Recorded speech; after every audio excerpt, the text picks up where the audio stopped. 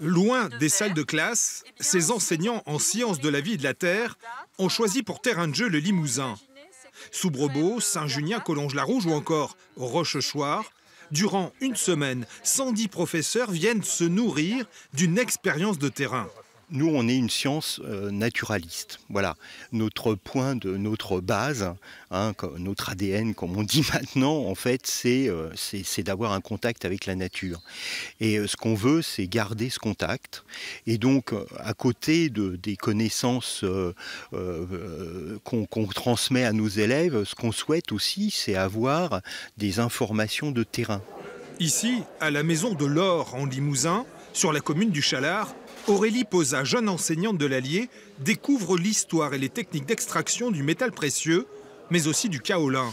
Un enrichissement personnel qu'elle compte partager avec ses élèves.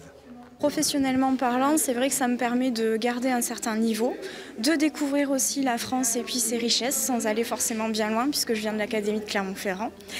Et surtout d'avoir des idées éventuellement de sortie pour emmener nos élèves par rapport au programme que l'on doit leur enseigner. Loin des livres, le Congrès national des professeurs de sciences de la vie et de la terre a donc fait une halte en Limousin.